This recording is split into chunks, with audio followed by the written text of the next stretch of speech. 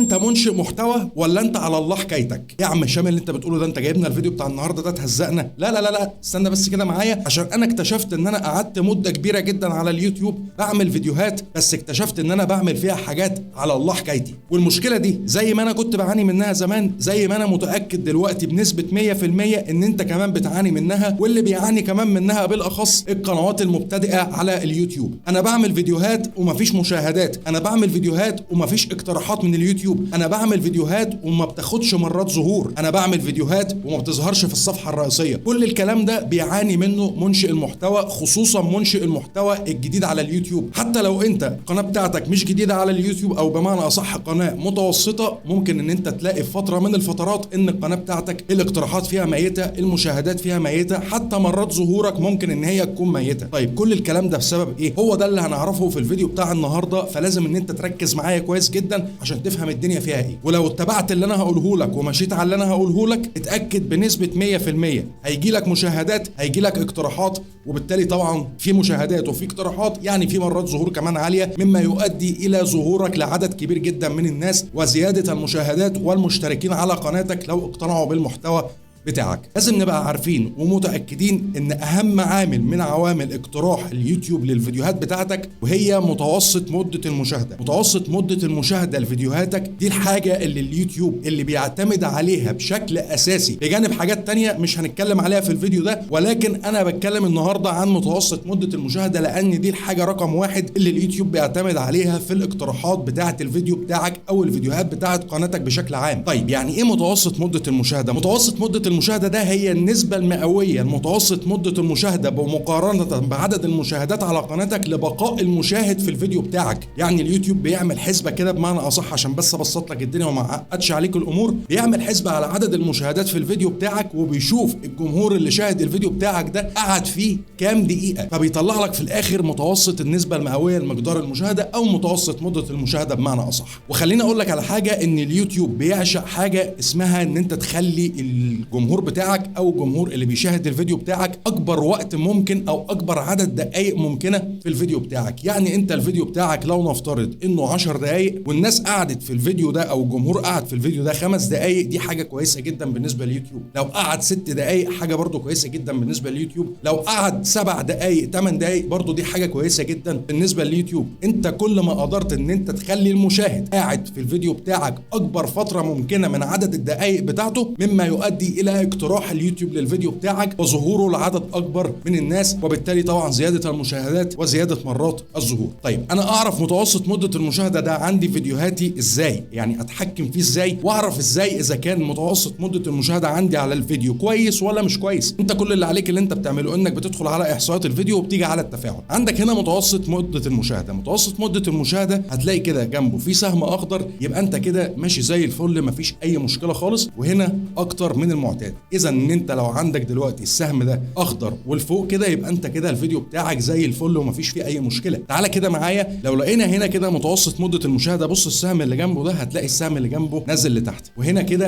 اعرف ان الفيديو ده في حاجه غلط، اعرف ان الفيديو ده انت عملت فيه حاجه غلط، في حاجه مش صح. وعلى فكره انا جاي النهارده عشان احل لك الموضوع ده، يعني انا جاي النهارده هقول لك ازاي ان انت تواجه كل المشاكل دي، وازاي ان انت تعرف ان انت تخلي الجمهور قاعد اطول فتره ممكنه، مما يؤدي الى زياده متوسط مده المشاهده، فبالتالي يؤدي الى اقتراح اليوتيوب للفيديو بتاعك. يعني انا مش جاي النهارده عشان اقول لك على المشكله واسيبك وامشي، لا انا جاي النهارده اقول لك على المشكله وحلها. فلو لقيت ان السهم رمادي بالمنظر ده ونزل لتحت كده، اعرف ان الفيديو ده فيه حاجه، الفيديو ده انت عملت فيه حاجه غلط، وهنعرف كمان شويه ايه اللي انت ممكن تكون عامله في الفيديو ده، او بمعنى اصح الحاجه اللي انت عملتها في الفيديو ادت الى انخفاض متوسط مده المشاهده. لو جينا على الفيديو ده هنا بيقول لك متوسط مده المشاهده اداء مماثل تقريبا للاداء المعتاد، وهنلاقي هنا كده علامه صح جنبه باللون الاخضر كده. برضو انت يعني مقعد الجمهور في الفيديو بتاعك، او الجمهور قاعد في الفيديو بتاعك، يعني بمعنى اصح في الطبيعي اللي هو اداء مماثل، يعني اداء معتاد، مفيش اي مشكله. يعني الفيديو مش عالي، متوسط مده المشاهده بتاعته مش عاليه، ولا متوسط مده المشاهده بتاعته منخفضه، يعني انت برضو ماشي في الصح. طيب ازاي دلوقتي انا اتحكم في متوسط مده المشاهده؟ يعني بكل بساطه انا ازاي اخلي الجمهور قاعد اكبر عدد دقائق ممكنه معايا في الفيديو، بحيث ان هو يعلي معايا متوسط مده المشاهده. وخلينا هنا بقى نتكلم على حاجه اسمها قاعدة ال 30 ثانية. يعني ايه قاعدة ال 30 ثانية؟ يعني بكل بساطة اول حاجة انت لازم تعملها وانت اساسا بتصور الفيديو بتاعك، انت لازم تكون مهتم باول 30 ثانية في الفيديو. مقدمة الفيديو بمعنى اصح، مقدمة الفيديو انت لازم تكون عاملها بشكل قوي جدا. مقدمة الفيديو عليها عامل اساسي ان هو يقعد معاك المشاهد لحد اخر الفيديو، او مش هقول لك يا سيدي لحد اخر الفيديو لان مفيش حد اصلا بيقعد لغاية اخر الفيديو، ولكن ممكن تخلي ان المشاهد يقعد معاك لقبل نهاية الفيديو بحاجة بسيطة من خلال المقدمة بتاعة الفيديو. المقدمة بتاعة الفيديو انت لازم تكون عاملها قوية جدا بحيث ان انت تجذب المشاهد ان هو يكمل معاك الفيديو لغاية النهاية. بدليل ان احنا لو نزلنا كده تحت شوية هنلاقي الرسم البياني عندنا بيقول لك ما زال 66% من المستخدمين يشاهدون الفيديو عند الطابع الزمني 30 ثانية، وهذا الاداء اعلى من المعتاد. يعني بكل بساطة انا عندي 66% من اللي شاهدوا الفيديو قعدوا عند الطابع الزمني 30 ثانية. طب ايه هي قاعدة 30 ثانية اللي انا بقى بقول لك عليها، او اليوتيوب بمعنى اصح هو عاطيها لك عشان تبقى انت مهتم بيها؟ اول 30 ثانية هي مقدمة الفيديو. لو عرفت ان انت تعمل مقدمة قوية، عرفت ان انت تجذب المشاهد في اول 30 ثانية، عرفت ان انت تخلي نفسك مش ممل في اول 30 ثانية، مش اللي هو السلام عليكم ورحمة الله وبركاته، ازيكم عاملين ايه، اخباركم ايه، يا رب تكونوا بخير جميعا. مفيش الكلام ده، ما تعملش الموضوع ده اطلاقا. ادخل في الموضوع على طول، شوف انت المحتوى بتاعك ايه، ادخل فيه على طول. حاول ان انت تجذب المشاهد بكلامك في اول الفيديو عشان تجبره ان هو يقعد معاك. ولو انت عرفت ان انت تشده في المقدمة بتاعتك اتأكد ان هو هيكمل معاك الفيديو للنهاية. فما تخلكش في اول 30 ثانية، ما تخلكش ممل، ادخل في الموضوع على طول او ادخل في صلب الموضوع على طول زي ما احنا بنقول. دي الحاجة رقم واحد. الحاجة رقم 2 ان انت ممكن تكون بتعمل انترو في فيديوهاتك. طب ايه المشكلة يا عم هشام في الانترو بتاع فيديوهاتي؟ طب ما اعمل انترو فيديوهات. لا خليني بس اقول لك على حاجه كده، الانترو بتاعك اغلبيه الناس ما بتتفرجش عليه واغلبيه الناس بتجريه. يعني ممكن يكون قاعد بيتفرج على الفيديو بتاعك او داخل الفيديو بتاعك بمعنى اصح لها انترو، فبيتخطى الانترو ده او بيجري الجزء بتاع الانترو ده. لو حاطط مثلا الانترو بتاعك في اي مكان من الفيديو لازم هتلاقي عندك هنا انخفاض في الرسم البياني ده بدليل ان الانترو مفيش حد بيتفرج عليه او مش كتير جدا من الناس بتتفرج عليه، فبتلجأ ان هي تجري الانترو فبيوقع معاك متوسط مده المشاهده. فحاول ان انت ما تعملش انترو في فيديوهاتك. دي حاجه من ضمن الحاجات اللي انا كنت بعملها في الفيديوهات بتاعتي قبل كده واكتشفت انها مش حاجه صح اطلاقا. وحتى لو انت عايز ان انت تعمل انترو في الفيديوهات بتاعتك تعالى عند الطابع الزمني دقيقه واعمل بعد كده الانترو بتاعك، مفيش اي مشكله خالص. لكن حاول في اول 30 ثانيه ان انت تشد المشاهد وتشد الجمهور وتعمل مقدمه كويسه جدا للفيديو بتاعك عشان تدي مجمل بمعنى اصح للمشاهد على محتوى الفيديو وتجبره ان هو يكمل الفيديو معاك لغايه النهايه. طيب احنا كده دلوقتي اتكلمنا عن حاجتين ممكن ان هم يوقعوا متوسط مده المشاهده معاك. تعال ننقل دلوقتي على الحاجه رقم 3 اللي ممكن توقع متوسط مده المشاهده معاك، وهي فكره الفيديو او موضوع الفيديو. يعني بمعنى اصح ممكن ان انت تكون عامل فيديو غير ملائم للجمهور بتاعك، يعني خارج التخصص بتاعك بمعنى اصح. قناتك مثلا محتوى تعليمي، جيت مثلا عملت فيديو عن الطبخ. قناتك مثلا محتوى طبخ، جيت انت رحت عامل محتوى تعليمي. انت مثلا القناه بتاعتك محتوى قصص، جيت انت رحت عامل فلوج. طب ما هو الجمهور اصلا بتاعك هو مش مهتم بكل الكلام ده، هو الجمهور اللي اشترك عندك في القناه اشترك بناء على المحتوى اللي انت بتقدمه. لما انت تيجي تقدم له محتوى تاني او تخرج اصلا بره تخصصك، طب ما انت كده انت ما عملتش حاجه. فممكن ان انت تكون عامل فيديو خارج التخصص بتاعك، فكده كده الجمهور اصلا مش مهتم بيه فمش هيدخل لك على الفيديو، او لو حتى دخل لك على الفيديو من الاساس هيشوف ان موضوع الفيديو هو مش مهتم اصلا بيه فهيخرج بره الفيديو، هيتفرج عليك ليه؟ فلازم ان انت تكون متخصص في المحتوى عشان تجبر المشاهدين اللي عندك او المتابعين اللي عندك ان هم يتفرجوا على الفيديو بتاعك. الحاجه رقم 4 فكرة الفيديو. طب ايه يا عم هشام ده، هو التخصص حاجة وفكرة الفيديو حاجة؟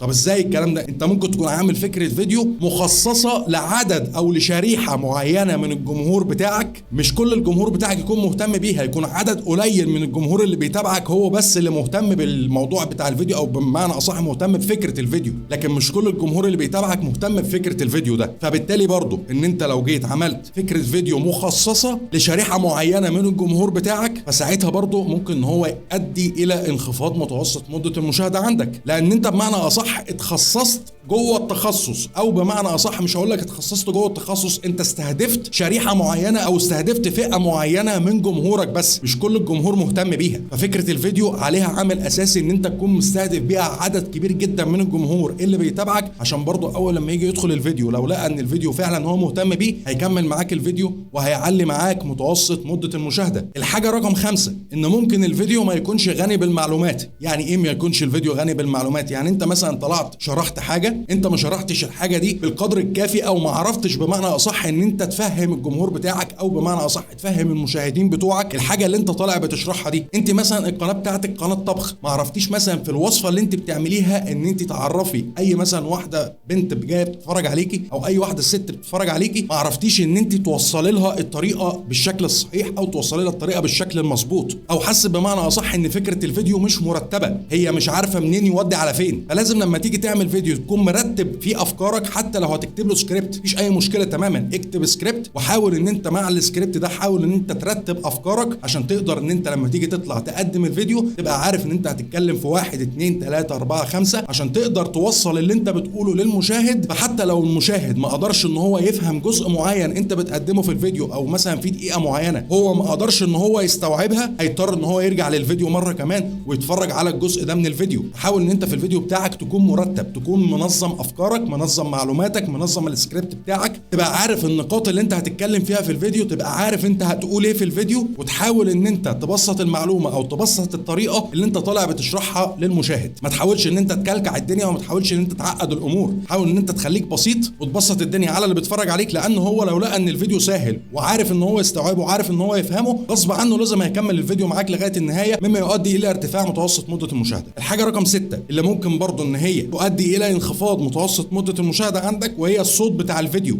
هو ممكن الصوت بتاع الفيديو ممكن يؤدي الى انخفاض متوسط مده المشاهده عندي؟ طبعا. طيب ازاي الكلام ده؟ خليني اقول لك على حاجه، بس ان انت في المحتوى بتاعك عموما انت ممكن ما تهتمش بالكواليتي بتاعه الصوره بتاعه الفيديو، بس عامل اساسي اللي تهتم بيه وهي الصوت بتاع الفيديو، لان المشاهد ممكن ان هو يغفر لك تماما ان الصوره ما تكونش افضل حاجه، بس مش هيغفر لك اطلاقا ان الصوت اللي طالع من الفيديو بتاعك ما يكونش افضل حاجه، لان في ناس ممكن ان هي تقعد معاك على الاستماع، تقعد ان هي تسمعك، ولكن ممكن ما تتفرجش على، لو لقيت يعني بمعنى اصح الصوره بتاعه الفيديو او الكواليتي بتاع الفيديو مش افضل حاجه، ممكن ما تتفرجش، ممكن ان هي تسمعك. فلازم ان انت تهتم بالصوت بتاع الفيديو بشكل كويس جدا، وتحاول ان انت في الفيديو بتاعك وانت بتمنتج تحاول ان انت تطلع افضل كواليتي صوت، عشان حتى لو انت مش مهتم بالكواليتي بتاعه الصوره والمشاهد دخل لقى ان الكواليتي مش افضل حاجه، خلاص ممكن ان هو يغفر لك الموضوع ده ويفضل ان هو قاعد بيسمعك، مفيش اي مشكله. لو انت بتقدم قيمه كويسه في الفيديو هيقعد معاك وهيسمعك ومش هيهتم اصلا بالصوره بتاعه الفيديو. فالصوت عليه عامل مهم جدا لازم ان انت تكون واخد بالك منه. الحاجه الاخيره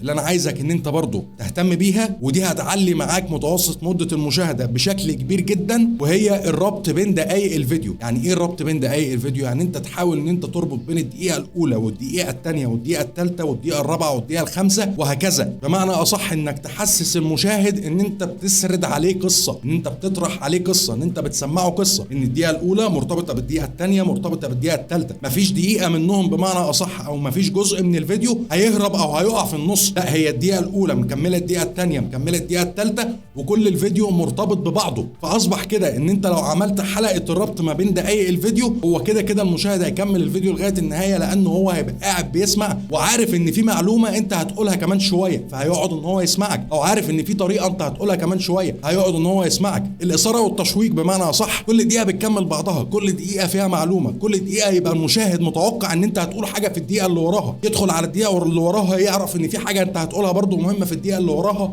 وهكذا. اعمل حلقه ربط شديده جدا ما بين الدقائق بتاعه الفيديو، وهتلاقي ان متوسط مده المشاهده معاك عالي لاقصى درجه انت ممكن ان انت تتخيلها. ومع الوقت ومع الاستمراريه ومع فهم احصائيات قناتك هتبدا ان انت تعرف ايه هو متوسط مده المشاهده المعتاد للقناه بتاعتك، او بمعنى اصح للفيديوهات بتاعه قناتك. فعشان كده انت لازم ان انت تبقى متابع جيد لاحصائيات قناتك، عشان تبقى انت فاهم ليه اليوتيوب ما بيقترحش الفيديو، ليه الفيديو بتاعك ما بيجيبش مشاهدات. الموضوع ده هو اللي عامل اساسي وعامل مهم جدا في اقتراح اليوتيوب لفيديوهاتك. لو اهتميت بيه واهتميت بكل اللي انا قلته لك من شويه ومشيت عليه بالحرف الواحد، هتلاقي ان في اقتراحات من اليوتيوب، هتلاقي ان في مشاهدات، هتلاقي ان في مرات ظهور، هتلاقي ان في مشتركين. في حاله لو المشاهد اتفرج عليك واقتنع بالمحتوى بتاعك هيشترك في قناتك غصب عنه. فحاول ان انت تهتم بموضوع متوسط مده المشاهده ده، لانه هيفرق معاك وهيفرق مع قناتك، وهيفرق كمان مع قناتك حتى لو القناه مبتدئه. يعني حتى انت ممكن لو القناه لسه 0 مشترك وجيت عملت فيديو واهتميت بكل الحاجات اللي انا جيت قلت لك عليها من شويه دي، مع العوامل الاخرى اللي احنا اتكلمنا عليها قبل كده ولسه هنتكلم برضو عليها في فيديوهات تانية عشان نفهم الدنيا فيها ايه، هتلاقي ان الفيديو بتاعك بيجيب مشاهدات والقناه بتاعتك بتجيب مشتركين، وهيعلي فرصتك في مرات الظهور، وهيعلي كمان اقتراح اليوتيوب للفيديو بتاعك.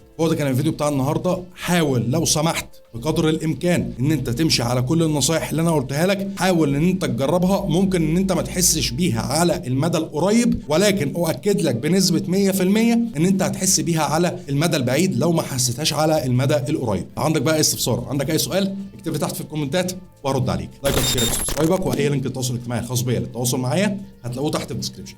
اشوفكم في الفيديو الجاي. سلام.